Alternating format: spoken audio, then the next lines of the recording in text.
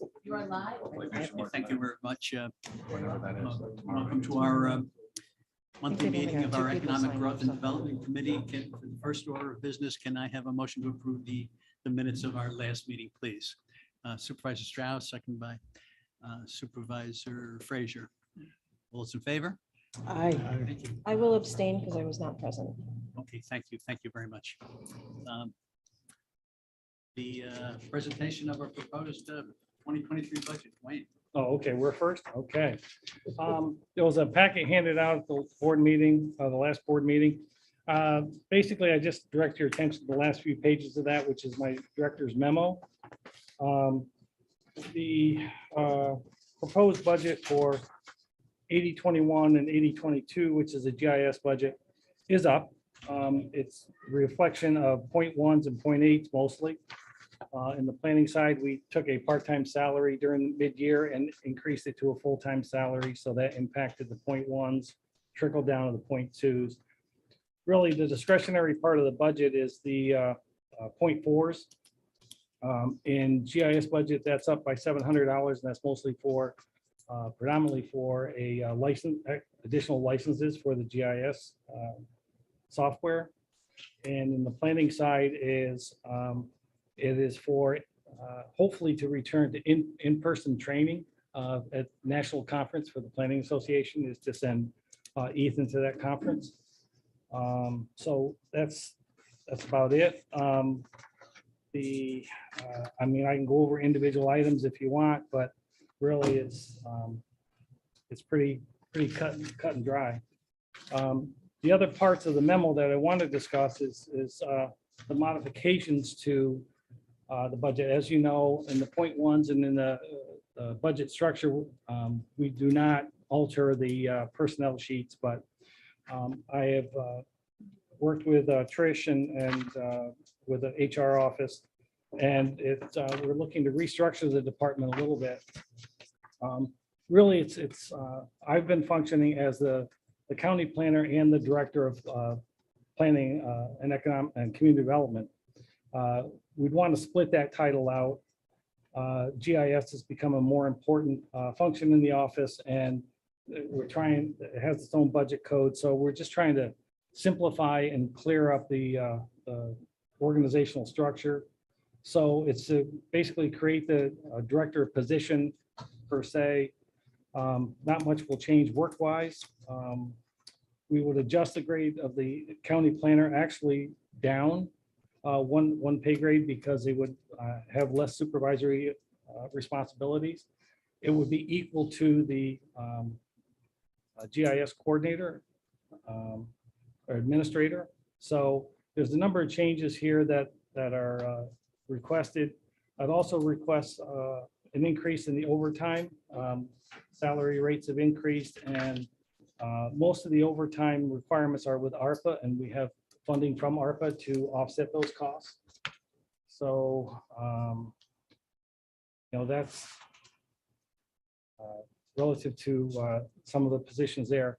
The big elephant in the room is my retirement date is 31st of January, 2023. I know I've been saying this for years, but the paperwork is actually signed and notarized, so it's going forward. And that date reflects some things on my personal side that need to happen by that time. So I am willing, and I've said this to the budget officer and to the chairman of the board, I am willing to come back part-time, full-time, whatever, until the countryside project is done. We've secured $3.2 million worth of funding that we need to administer to finish out that program. We have some empty positions in the office that we've not been able to fill. So I think if I was to exit stage right in totality, it'd really affect the operations of the department. We're trying to get some people on board. We've reached out to SUNY Albany for intern support. So we'll see what happens there. Some of the other budget items I'd like to consider is we have a part-time position in there of associate planner. That's for Patricia, who retired years ago, and she's been there part-time. We would change that to strictly a per diem, put it in a $5,000 amount. And if we can't get people to fill the vacant positions and it becomes time for the CFAs for the grant round, she'd come back and help us work on some grant applications on an on-call basis. So the other thing in the organizational structure is to remove the office specialist part-time. We had changed that to a full-time position in 2022 in this year. And so there's no longer a need for the part-time position. So that would come out. So the table that's on page 4 of my budget memo kind of reflects all those changes. We would also, as part of that, look to change or transfer the position of housing cost coordinator from the 80-21 budget to the 80-22, because that's where he spends most of the time. So it's just an organizational restructuring. So that's really the essence of the budget proposal. Thank you very much, Wayne. Any comments or questions for Wayne? Sergeant Hogan? Is there any in the title changes in here? Is there any impact to the current staff that we have? No. Thank you, Brad. What you do, you got pizza for yourself and not everybody? But just like,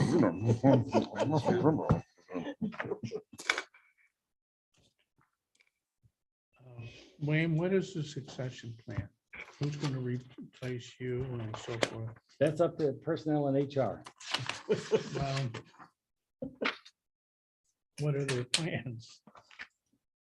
We will need to advertise. I mean, your institutional knowledge is going to be hard to replace. I have not come up with one yet, to be honest, other than advertising for the position and seeing who applies and seeing what the county's will is. Okay, what was that date? I'm sorry, I missed. I was stuffing my face. the end of January, 31st of January. Yeah, January 31st. so November, this 4 months away. 2025? Yeah, right. 42 years is long enough. Yeah, well, I'd like to hear some kind of a succession plan. You are in planning. Right, there you go. I've been talking with Trish about that, so Supervisor Leiter. Wayne, you did present an organizational schedule. You want to discuss that? yeah. I thought I just did.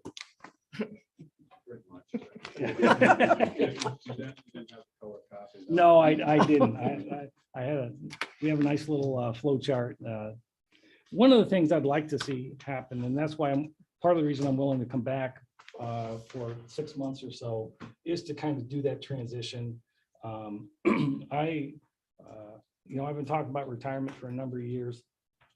Everybody's probably sick of hearing it. I know the staff in the office is. But there's some outside factors that require me to retire by that date. And doesn't mean I can't keep working, although my wife says I need to stop. So, but I think coming back and after retirement and staying through July, which is when countryside grants will be over, will allow us a transition period. We'll see how the new organizational structure works or doesn't. I think it will. It's modeled after a number of other counties. They've kind of transitioned away from just county planner per se and spread out the operations, much as GIS has become a forefront of a lot of the planning departments. And the one thing that I really would like to concentrate on is to restart the county's housing programs. Anybody that was around back in the day realizes that in 08 and 09, when the budget crunch hit, the state, the administrative funds for housing programs pretty much dried up. And there really wasn't the will at the county level at that point in time to financially support staff for housing programs.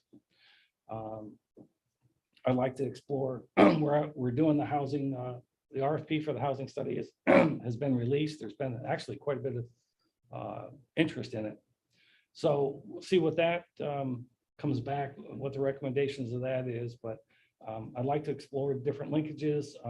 Maybe the county ends up supporting a not-for-profit, help subsidize their operations to undertake housing programs on the county's behalf.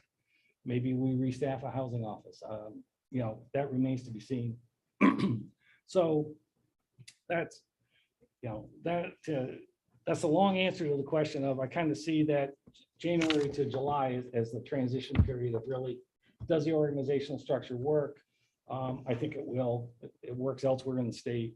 Kind of would free me up to just work on the countryside project, which actually came in under bid or under cost estimate. So that was good.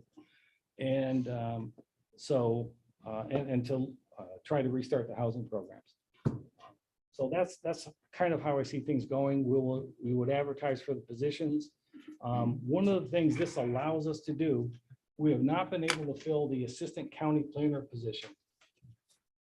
We have some people interested, but there is a requirement in there for county residency after 6 months. With this organizational structure, the assistant county planner no longer would have residency requirement, and therefore it opens the county up to a larger applicant pool, which I think will make a world of difference, because there was somebody in Saratoga who was interested, didn't want to relocate from Saratoga, but yet could have provided, I think, some good service. They chose not to apply because of that requirement. So I think it opens it up to a wider base for filling positions. Related questions, if I may. Please. Okay. So this new county planner position, could that be looked at as somebody that might take your place? Yeah, sure. Okay, so, Well, there is a county planner position right now. I feel Yeah. that. Ethan's the assistant county planner. oh, okay, If Ethan does move up, and that's the will of the board and the committee for appointment, then that still leaves the assistant county planner. We have 2 assistant county planner positions in the budget. And so if Ethan was to elevate up to county planner, both of those positions would be vacant, and we'd look to fill those. But we then could look outside yeah, of the you county. wanted to separate the director management with the plan. Correct. Just for operations. And Trish is gonna cast out interest in who might be interested and qualified to be manager, senior planner, or both. I'm still a little confused. It is a work in process, but the organizational structure would allow us to advertise for the director when I leave, whenever that is. All right. Then the county planner, my guess would be it would be filled in-house, but that's not my call. It'd be my recommendation, but not my call. And then we would look to advertise. What I'm looking at is if this budget goes through and everything gets adopted, we'll know in November if the budget gets, what's in the budget. At that point, we can start to advertise. And that's my plan. Is to start November, December, is to do advertising, see what we get. And hopefully it increases the applicant pool. Thank you. Thank you, Wayne. Are we on to number 3 now? Jim, what were you going to discuss? I'm just here to give an update whenever it's the right time. Sarah, why don't you jump ahead, please? Okay, so I'm gonna just share my screen.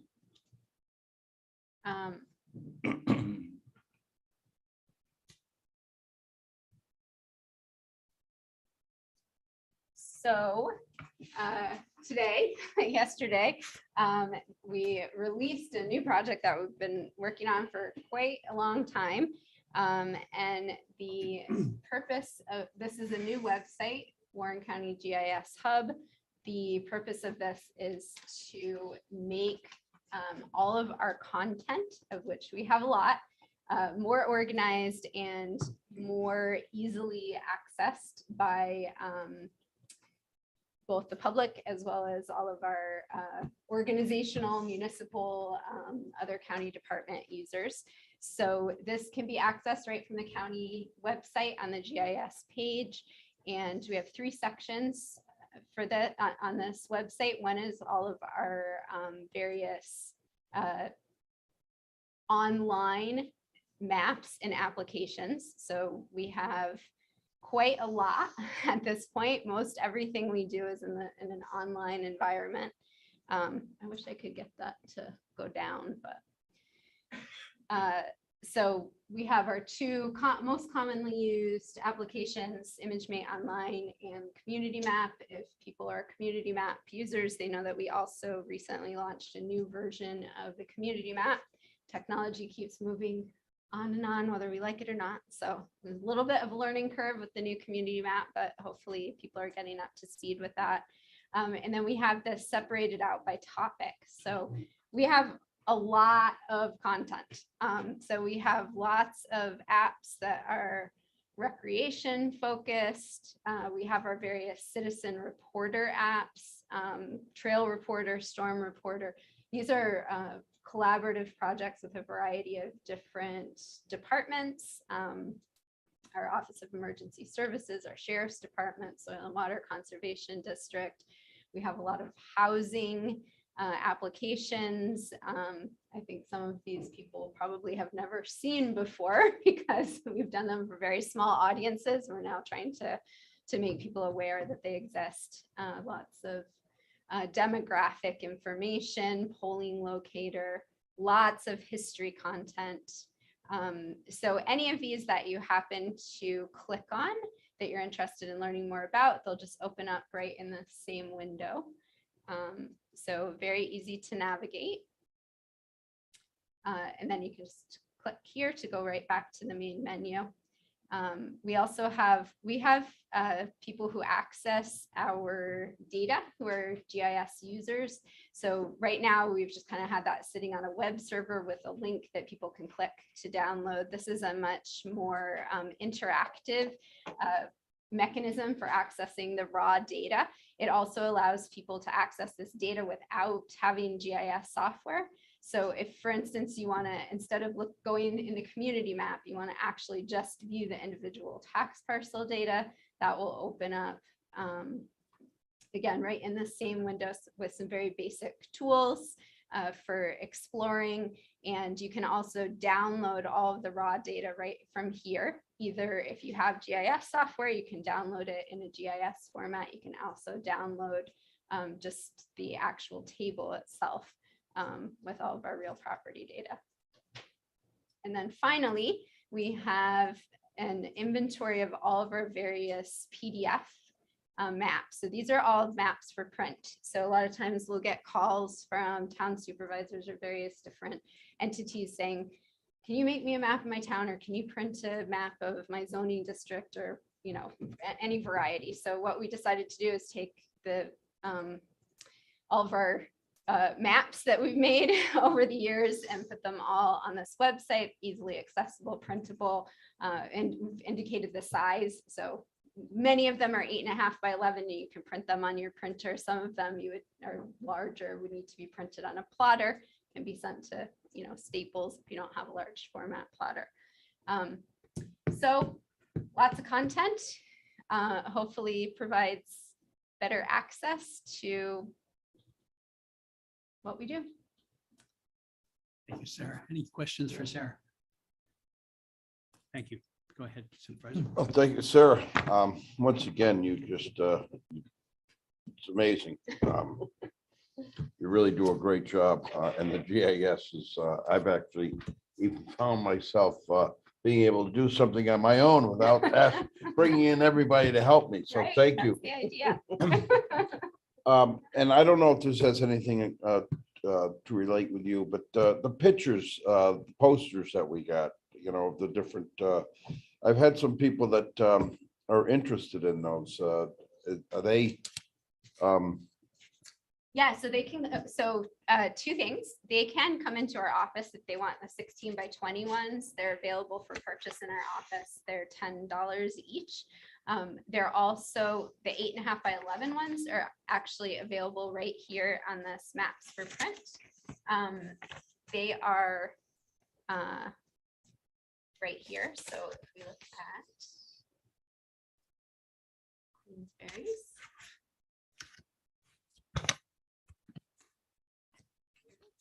It is, Yeah. thank you. Yeah.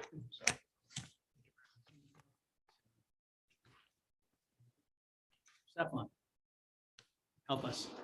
Well, hello, everybody. You'll all be relieved to know I have no charts.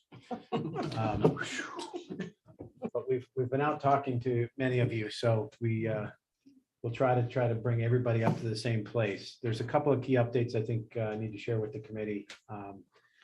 One, you all know that, our work continues to focus on attracting people in addition to companies. It's the single biggest gap we have. I don't know the last time you heard from Liza, but our employment statistics remain stuck at between 1,500 and 2,000 open jobs in the county. There are a couple of things that we had, I don't know if hoped is the right word, but maybe expected to have some impact on combination of employment and housing. The recent rate hikes, which were some of the largest in one single rate hike in recent history, and the announced rate hikes, which will add another several points to the base interest rate, were designed to slow public spending and have had effects on cooling the housing market in many parts of the country. It does not appear that that is the case yet here. The most recent data from the Southern Adirondack Realty Association shows time on market continues to go down. Inventory is 30% less than it was 1 year ago. Median price, even month to month, has increased. So that the housing issues persist.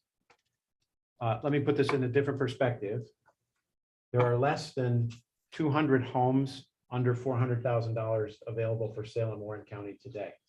There are 1,600 jobs that somebody at what I would consider to be median to median times two would be looking to fill. That means that we have 6 times the number of open jobs as we do houses to put them in. Put another way, to fill those jobs, all we can do is just continue to steal from each other. There is no shortcut to being able to sustain this economy other than bringing more people into it. This has persisted for the entire time that I've been in this job, and I do not see this relenting. Other communities, even south of us, see almost immediate impact to rate hike increases. In Albany, I'm sure if you just watch the press, immediately the headlines came out that said that the housing market was beginning to cool. It's just not true here. In fact, we're at a worse state than we were even 3 months ago. So I wish I had better news for you there, but it remains that our strategy is steadfast. And that is that we must continue to attract people, and we must make the investment that allows us to attract people. To that point, the 2 biggest areas that we focus on are broadband and housing. Those are the things that every single net new resident will require if we're to be able to bring them into this economy. The unconnected areas that remain, and fortunately they are few, are being reviewed by John Wheatley town by town. So if he is not yet connected with you and your municipality, know that he will. What he's asking to do is to literally go through the addresses that the state currently has versus the data that we have.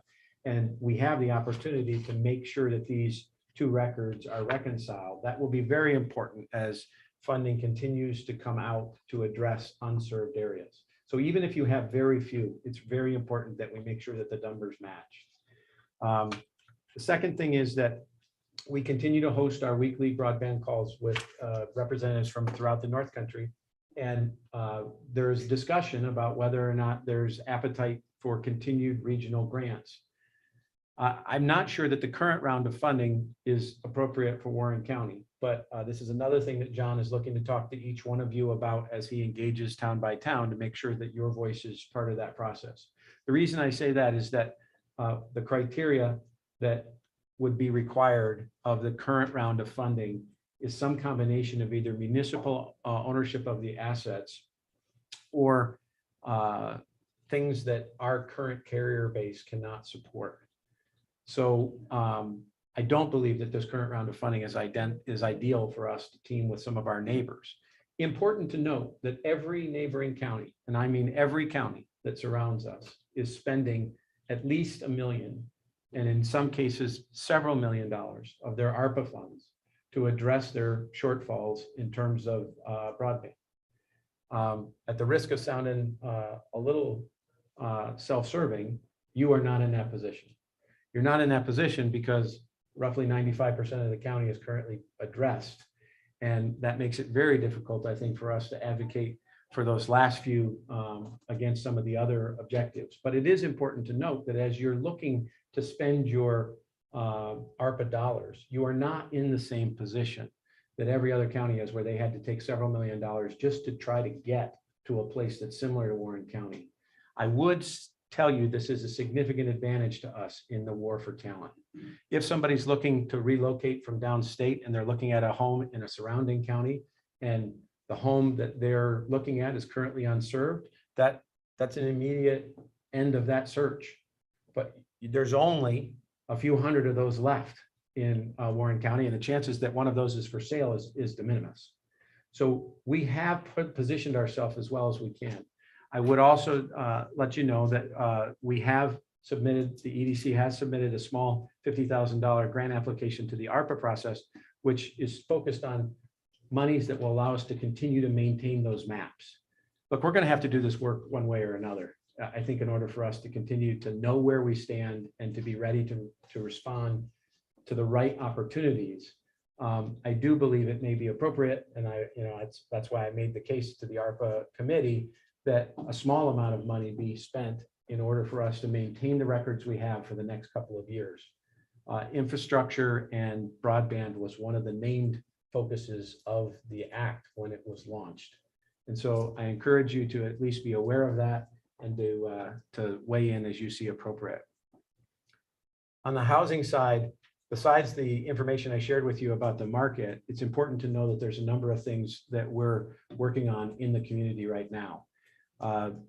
Lake George has initiated, the community of Lake George has initiated together with the village and the town, a potential J1 housing project, which I believe is the first phase of what is actually required to be several investments to not only house J1s in a way that would allow us to increase those numbers and hopefully be able to fill even more of those open jobs in future tourist seasons. But I also believe increasingly portions of our other workforce are becoming itinerant. If you look, for instance, at healthcare, there are more than 100 traveling nurses right now working in our community. There is no single facility where we invest in the ability to house them. I think it's really important that we figure out how to support this. If the local community cannot support the needs, and there were several hundred open jobs in the healthcare sector alone, the last time I looked at the data, then we will have to look for these kind of itinerant resources to fill the gap. If we don't have any place to house them and those jobs stay open, if those positions cannot be filled, it puts into question whether or not that care can be sustainably provided. Put another way, we don't want to see wards of the hospital shut down and those areas of care consolidated to, say, Albany. That would be a loss that we would never recover from, that we would never get that cancer ward back or that particular intensive care unit back. It would be a loss that would be irretrievable for us in our community. So I want you to be aware of these efforts because these J1 housing projects have the ability to potentially also support housing for groups like this. And I think they're an important part of our long-term sustainable future. If you have more questions, we'd be happy to answer them.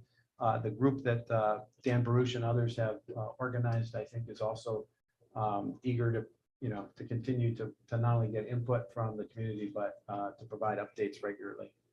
The last thing I would tell you on the housing side is that the LDC is actually considering what support it can provide beyond revolving loan funds to some of these areas. We've initiated a review of both the legalities of that from a state standpoint, as well as the bylaws of the LDC. And it doesn't appear that there's anything right now that would limit the LDC from being able to use some of its funds to address that. That's the first step in us being able to potentially point some of those funds in some way to help. I don't know what those ways are right now, but things that have been discussed are, should we develop a fund that could help with pre-development costs to encourage developers to come consider projects that they may see as either too small or in communities that they haven't traditionally worked and therefore are worried about their reception there. That's one opportunity. Another is simply to provide funds that might be competitive or better than market rate to small scale developers, particularly in communities where the scale of attracting a large scale developer may not work. These are all things that we're going to address within the LDC, and I would encourage any of you that have an interest in that to engage with LDC board members and let your voice be heard. I supported the Brookfield Operations Center ribbon cutting 2 weeks ago. I saw you, John, there, and several others. This is a really interesting story. They built a operations center on the other side of the Northway in Queensbury. It's part of the continued growth of that corridor. They relocated a significant number of workers from Massachusetts. Well, think about this. Those workers came from Massachusetts, which is a place that, Marlborough, Massachusetts, is much, much bigger than we are. And their view is full awareness of our housing shortfalls and our workforce shortfalls. This is still a better place to do business than where they were. And they then invested tens of millions of dollars in building a facility and moving that staff here. People are coming whether we want them to or not. And I find this to be encouraging. I think we have to ask ourselves the question of who do we really want and where do we want them? Because I never recruited Brookfield. I just answered the phone when they said, hey, we're coming. Would you mind giving us a hand? Which of course we did. But this was not an ongoing effort to try to woo them. This was an effort to try to figure out how are we going to support them. And we're at a point now where we simply don't have the ready-made answers. We can provide competitive financial assistance, incentives on the tax basis, or even if it's required, and certainly help them navigate the process. But ultimately, this whole thing falls apart if what they do is take workers from existing entities that are already in the community, and we don't address this inventory problem. So we can't wish it away. It's happening around us no matter what we do. I was encouraged though by that team. They literally said out loud that this was a community that welcomed them beyond their expectations, and that from everyone that they dealt with, and they particularly called out you, John, and the town of Queensbury in terms of your support, everyone there made this work. So we don't have to worry about whether or not we are presenting a business-friendly face, but we do have to worry about where these people are going to live. Last thing I would simply tell you is there's a number of grant applications that went in the last week, most notably for Warrensburg and Chester, which we both support, and will continue to help those communities as they navigate that process. And the resolution that you passed in support of the North Creek Sewer Project, that has a critical series of discussions and meetings over the next few weeks, ultimately leading in less than a month to the vote on the sewer district itself. Everything Thank you, Jim. Any questions for Jim?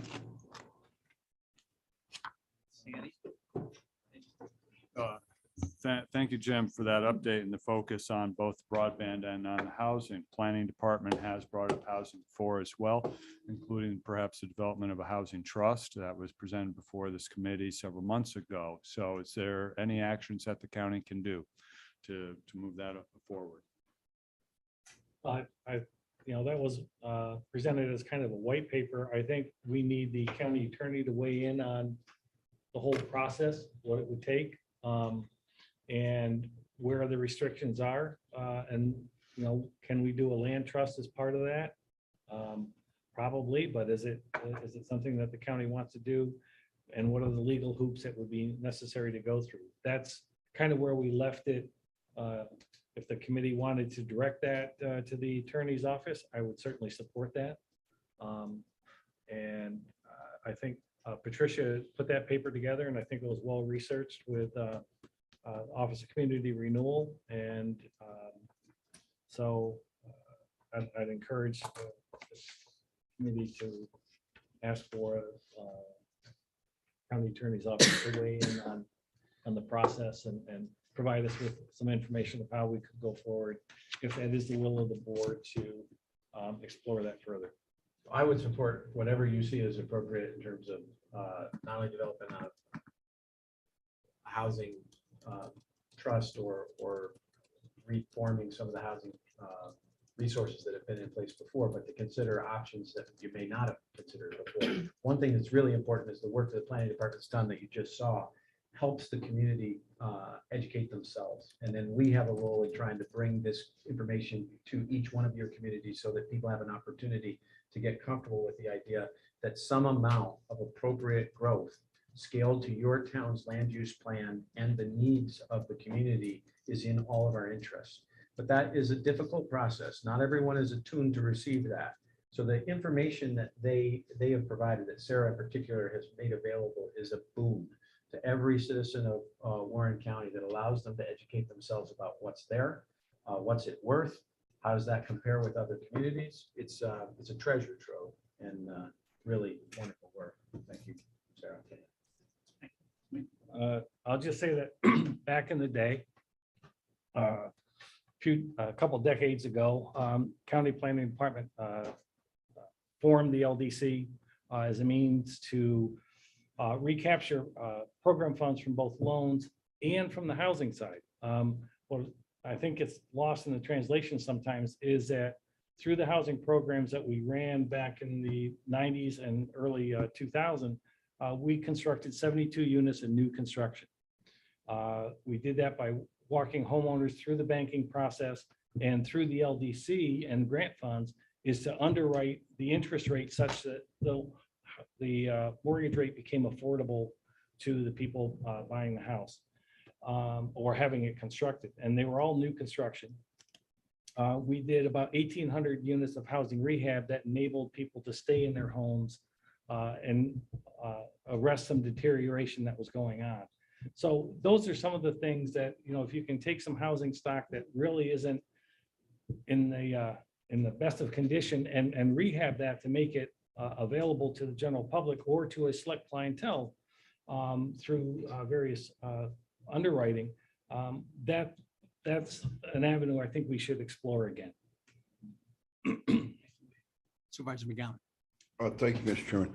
You know, there's a while back that Supervisor Stroud and I were kind of talking, and, you know, we talk about housing and lands and, you know, affordable housing and that, but remember we kind of mentioned the land over there at the Warren Center and behind, how much land do we have back there? I think it's almost 30 acres. I think it's 32, because we did a site plan for development of affordable housing over there years ago, presented to the committee, and we're told to roll up the paper. And Well, I called up a couple of developers and I said, well, if this was zoned such and such, would this be of value to? They said, yeah. And a couple figures were mentioned. And pretty eye-opening. Well, my question, that 30 acres, is that from the top where we removed the old social service building? It's Yeah. 30 acres back into those woods, Back into that. right? And it has a connection to the recreation center Proximity to and the bicycle the trails. Northway is also The proximity to the Northway. Well, I'm thinking I was really thinking the Northway, but the bike trail and No, it's. and that, you know, Gurney Lane is a really The beautiful. county's holding out to a little piece of gold right there. And then we have a lot of property across the street that I hear someone's hanging on to. All right. So one app that I have put together is an inventory of all of the county-owned property in the county. So if anybody is interested in looking and see what we have and where. And what map's that on? So if you go to just go to the GIS page on the Warren County website and you'll find it. Okay, thank you. Thank you, Sarah. Anything else from any committee members? Just, there is one pending item on the agenda here. If it is referral from personnel to explore the economic impact it would have on the county if a local law was opting out of section 47-9 of real property law. And I think this is referring to what we talked about in some detail in our previous committee meeting. It has to do with income limits and assessed valuations and exemption from taxation. And if with maybe the approval of the committee, if we can just move this on to Mike upon his return, since we essentially have two committees, working on this. So if that would, go ahead, Wayne. My reading of this was that it was related to use of property for solar. Oh, okay. And that's what the law refers to as a solar exemption. And looking into it, I talked with Terry Ross over in Queensbury, and she was a little bit unsure of how to go forward. But it is a topic of discussion at all the assessors meetings. The long and short is that commercial solar development, looking at the latest reports, is takes about 6 to 8 acres to do a megawatt of solar. And that costs us about $1 million. So you're looking at assessed value per acre of about $585 a year. So if you got 8 acres, it's roughly 4,000 of taxable assessment. So that's, if you got 30 acres, you got 30 times that. So it's roughly $585 or so would be the assessment for the solar based on the county's tax rates. Okay, well, it's certainly a issue of great interest to municipalities all over the state. So it's important stuff. So thank you, Wayne. Any further discussion on that? Mike, did you have some comments you'd like to make, please? Privilege of the floor. Sure. Thanks. Just one issue I'd like to bring to the committee's attention. I appreciate the time, Mr. Chair.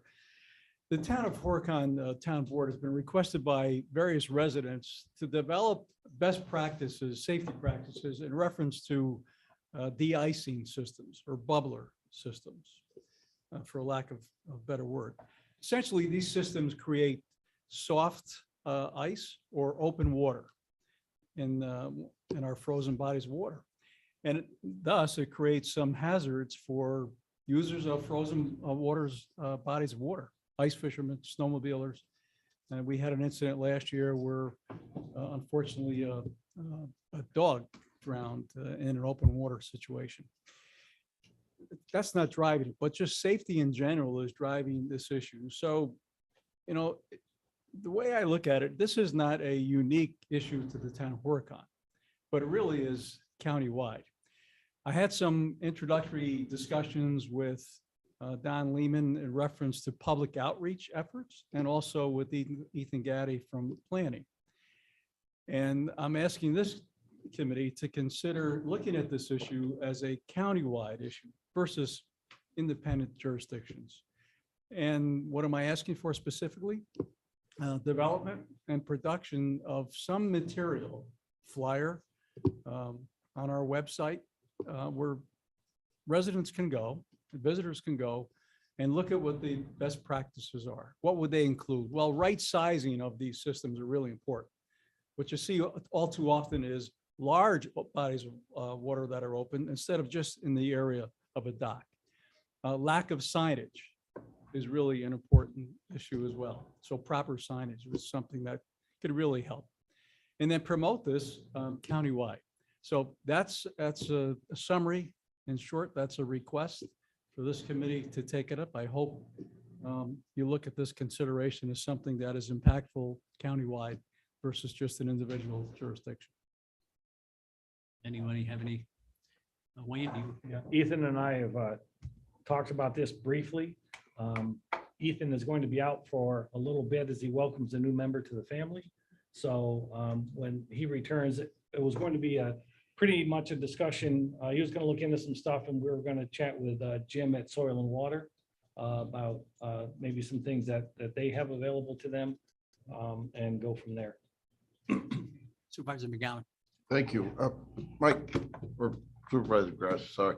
This is really a big concern on a lot of things. And, back in the day, I remember when you could take your car out on the Lake George. We used to have really thick ice, but I understand the purpose of the bubblers, and it's not more for at the end of the season of the moving ice, because that actually creates more of a damage. Because with these bubblers, the water leaves the shore further, so those icebergs have more of a chance to pick up a momentum of going. The purpose of really of the ice eaters is when the ice freezes around the docks and we have the rains and the lake rises underneath, it lifts everything up, and that's the purpose of the ice eaters. Now, I've dealt with, ice eaters. I've had to, I try to maintain them. And this is a difficult situation to try to figure out, because really every dock is kind of unique. Are you near a warm spring or a spring, which is going to circulating water? And then we have the different horsepowers or speeds, and some people say, well, geez, I want it, really out, or the angle. So it's a good point. And it's starting to limit the access that people have on the certain lakes, because more and more people are saying, well, geez, I'm going to put them out there. But I know in the springtime, when the ice is breaking up, it's up to the Godwins if you're going to lose your dock or not, So this is something that, thank you for bringing it up. And like I said, I know it's been a concern, but boy, to educate the people of what size, motor do you need, what kind of bubbler, I have seen bubblers where there's just on a pump and it just bubbles up air, and that can keep that. Probably the best one is just a moving water. Right. But once you get that impeller and you have a horse and a half, then let me tell you, Right. It could kick up some water. Remember- Especially if you're in a shallower area where that water is warm, it just brings that the warm water out further. So Supervisor Stroud. Yes. Like, that's a topic that comes up quite often. Glen Lake, Lake George. Now, Lake George is kind of unique in that everything beyond the shoreline is jurisdiction of Lake George Park Commission. Schroon Lake, Grant Lake, they're going to be different. But Lake George, that's whom it would fall to. And I do have people that will argue the various sides, saying the bubblers are what cause the deck damage. Because now you've allowed the ice to move in the direction of your deck when the wind blows it. And that ice and the tonnage of that ice, and you can see the damage that it does. Other people argue that if everything was allowed to ice over, it wouldn't have that room to move when the wind blows. I don't know what the science says, but that's probably where we should go next to see what do the studies show. Well, remember, this request is not prohibitive. We're not asking to create regulations. We're not creating local laws that then have to be enforced, but rather creating as much public outreach through good, effective education efforts, and the science is certainly part of that, that will do that. I just believe that the county's in the best position to do that versus many individual jurisdictions competing against each other. And there's certainly many best practices that we could learn from and take from. Thank you. I share Supervisor Drossie's concerns as well. It was even written up in an Adirondack Life article about a drowning of a dog in Friends Lake due to the bubblers and such. This happens a lot, and constituents have brought it up to us. All towns are a little resistant to develop new laws regulating that because the enforcement of them is pretty difficult. So countywide, we do have all of these lakes that are affected. So the first step is definitely education on it, and then take it from there. It is a public safety issue. You're out on the lakes at night. Snowmobiling has been hampered as well as what I would consider the private property rights. If you have your 100-foot lot and I have my 100-foot lot and I have a bubbler here, my bubbler melts the ice on your section and you can't get your snow machine or your snowshoes across to the lake, I am adversely affecting yours. So this gets to be a complex problem, but education is definitely the first step in it. Thank you. Supervisor McGowan. You know, one of the things that comes top to my mind, I'm thinking about this quickly. And when you talk about education, is putting on timers.